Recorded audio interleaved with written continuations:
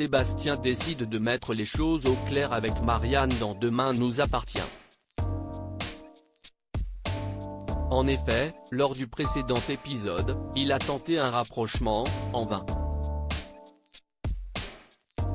Au Spoon, Mona tente, elle aussi, de lui proposer de boire un verre, mais le procureur s'éclipse précipitamment. Un peu plus tard, Marianne rend visite à Sébastien dans son bureau. Elle s'excuse pour la veille et explique que Renaud est persuadé que Sébastien a quelque chose pour elle.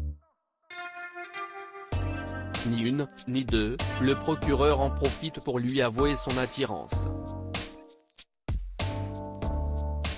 Mal à l'aise, Marianne préfère s'enfuir. Au mât, elle prend une bouteille de muscadet pour accompagner ses huîtres. Renaud la retrouve endormie dans son bureau et lui fait la morale. Il trouve que cela devient de plus en plus récurrent ces derniers temps. Agacée, Marianne lui demande d'arrêter son discours moralisateur. Demain nous appartient épisode du 28 avril. Après avoir sauvé la vie de son père, Nathan est interrogé par Karim dans votre série favorite. Présent, Bruno explique qu'en rentrant chez lui, un homme d'une trentaine d'années et de plus de 1m80 l'a frappé par derrière. Il confie avoir déjà vu son agresseur au Spoon et identifie Benoît sur une photo.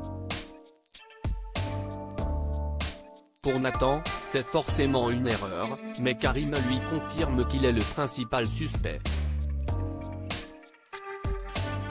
Nathan explique être arrivé chez son père, mais qu'il faisait noir. Néanmoins, une lampe était allumée et il a pu voir Bruno bâillonné. Il affirme avoir blessé l'agresseur et que du sang est sur ses affaires restées chez Julie.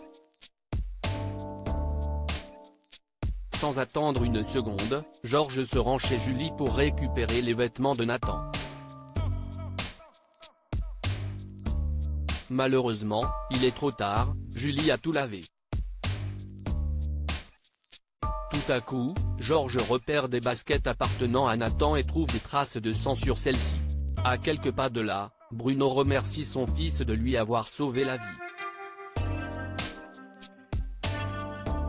Il lui promet d'être, à l'avenir, un peu moins nul avec lui. Père et fils s'enlacent tendrement. De son côté, Georges reçoit une bonne nouvelle dans Demain nous appartient. Le sang prélevé sur les vêtements de Nathan correspond au sang retrouvé sur les scènes de crime. La fin du monstre d'Argenteuil. Au même moment, Lisa, qui a réussi à se procurer un téléphone, prévient Georges que Benoît est venu la narguer la veille. Le temps presse dans Demain nous appartient, Benoît s'apprête à quitter cette. Karim prévient Sarah qui court se mettre en planque devant chez le tellier.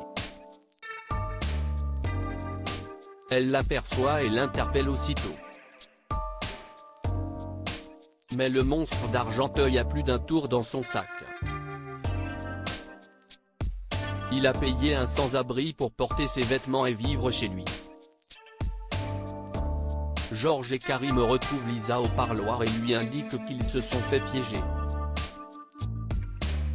Tout à coup, Lisa se rappelle que Benoît lui a dit adieu Mina en partant la veille. Or, à la fin du dessin animé, Mina part en bateau. Et elle a raison. Benoît a réservé un bateau sous le nom d'Hassan qui part dans 10 minutes. View this post ton Instagram à post shared by Demain nous appartient @dna-batf1. Karim et Sarah se rendent alors immédiatement sur place et réussissent à interpeller Benoît le tellier. Parallèlement, Alex retrouve Chloé au lycée. Même pendant les vacances, elle est venue travailler. Sous le choc de l'arrestation de Benoît, elle indique à Alex qu'elle préfère rentrer à pied. Tout doucement, Chloé rentre chez elle et s'arrête pour refaire son lacet. Au même moment, elle entend quelqu'un tousser. Elle découvre un adolescent blessé dans un arbre. Mais que s'est-il passé?